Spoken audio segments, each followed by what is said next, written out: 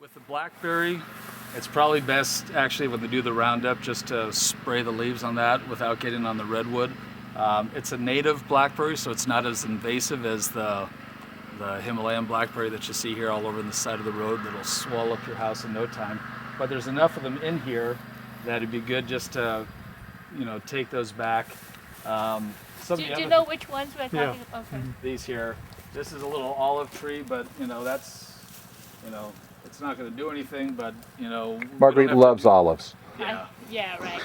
So I just cut that back. These are little pyrocanthus, right now it's just been a hedge, but I would cut the things back, except for the blackberries I would spray if we can. These are choices, probably the few surviving specimens we have here. If they've survived this far, they're probably good to go. So these are called Mexican orange, and they'll get yay tall and big. They have white flowers, kind of fragrant flowers Real on them. oranges to eat? No fruits on them, but fragrant white flowers that smell a lot like citrus. I don't think I got these. What are these? They're different, right? Well, this one, and this one. These are the Laura petalums. So those are the same ones we have in the other spot. So we have Chiapas sage. We have between the variegated hydrangeas. We have a few of the hebes. These are the acanthus or bear's breech right here. Laura petalums, and these are the Choicea ternatas or the Mexican orange. Okay. And we have an oak tree right here. It's kind of growing over. The only thing about this is that I think in time we could clean out a lot of the kind of the loose and dying branches in there if we want to see the form.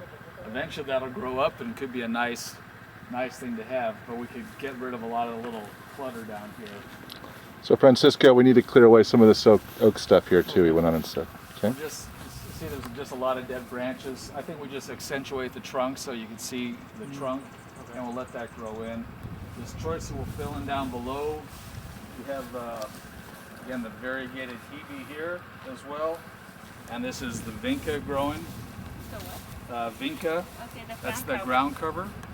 And here we have a plum. This is going to lose its leaves. It's already starting to, so not to worry. There's not a whole lot of fall color on this, but you should have some fruits on this next year.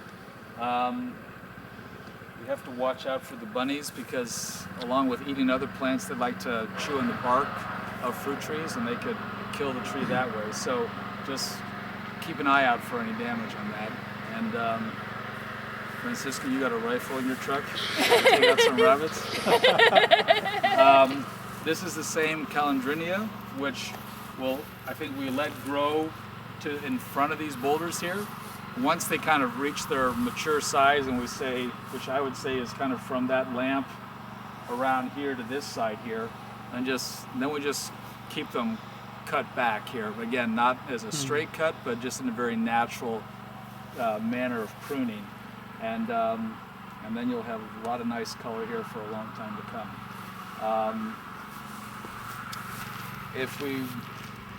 Let's go down the path. Let's continue down the right side. Yeah. So here we have what's flowering right now is the viburnum tinus. These grow about 5 to 6 feet tall. We have it here. This is an olive tree in the back. You can see the trunk here on your property, and this should probably be cleaned up a little too, Francisco, just so you can see the trunk, get rid of all the little stuff. But these here will grow in and kind of create a loose hedge. They don't need to be pruned at all. We'll just let them grow up, and they have the flowers here, and then they have little blackberries on them throughout the rest of the year, and they're a really versatile, kind of tough plant. This here is called soya or Australian bluebells. So they will spread about 3 feet wide, 4 feet wide, and they have blue flowers. It's from Australia, so they're really drought tolerant. We've had a few of them die, and I think it's probably more because of too much water than too little. So this is a rock rose. Again, this will grow fairly wide, 3 to 4 feet wide, maybe even more. And it has its flower flower buds all year. We kind of talked about it over the other end. Not a whole lot of pruning due on this, except for occasionally deadheading, taking all the spent flowers off. We have over here, here's another viburnum, but here we have our citrus, which in terms of pruning looks pretty good here. The one thing you have to watch out for the citrus trees is they're usually grafted, meaning they don't have an orange root system on them. They have a different type of citrus tree that they graft these branches onto. So every once in a while you'll see a big offshoot come from the bottom that has big thick thorns on it, and it grows a lot faster than anything else. If that happens, rip it off, cut it off, we'll do whatever we can, but don't let that grow or it's going to take over the whole tree. That's Okay? probably what happened over there. Oh, that already, yeah, you've seen that? Okay. More of the Chiapas sage here. This is a native grass, a carex.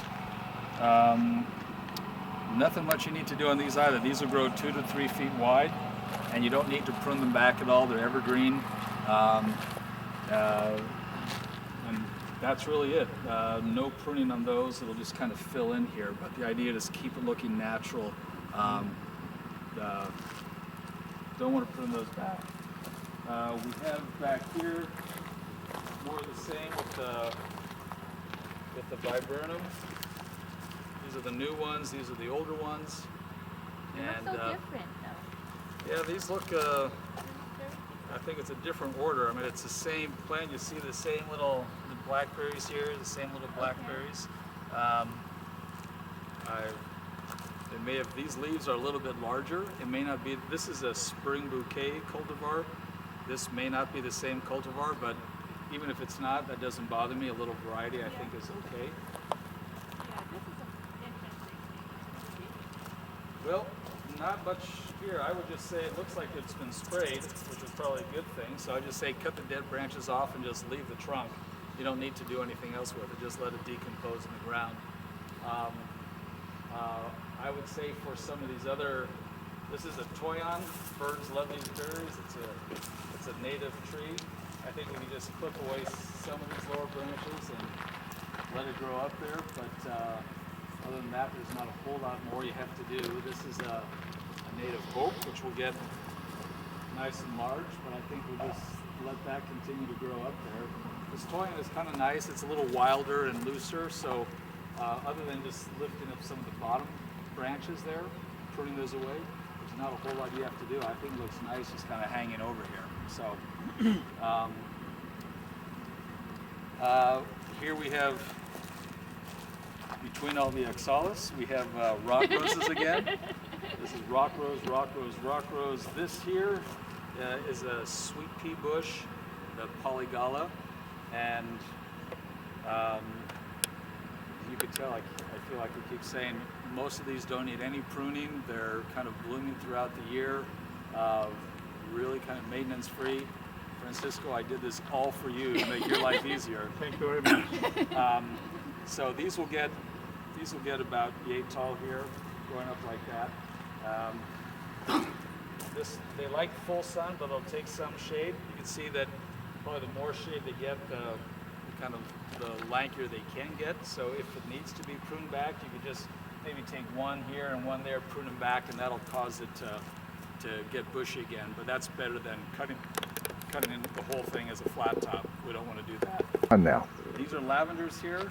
These are ones that they should bloom quite a bit, and these do need some pruning back. Some people prune the lavender twice a year. Some people do it once a year. You usually do it after the blooms. So after it blooms up, it usually has it in the spring and then again in the fall. So you could cut them back and keep them tight, and then you'll get rewarded with new blooms. Lavenders tend to, they're not the longest lived. They may be 5 to 10 years or something like that, but if you let them get too big and woody, then you can't cut them back again. So it's important we just we let them get the size we want, and then we just each year just kind of crown them back like that. But these should be fine here. We have the same thing here. Behind me we have more Hebes and more of the rock rose, the same thing. This is Myoperum, which is a ground cover, and these will grow 5 to 6 feet wide and form a green carpet. They won't get any taller than this. I think what's going to be important is places like this. It's kind of nice to have a little bit hang over the side, but we don't want to have it hang over too much. But if you have little irrigation tubing staples or something, you could just pull some of these aside and you could train them kind of up the hill or down the hill so they could spread out that way as opposed to growing here and then cutting them down. Because the roses will do the same thing.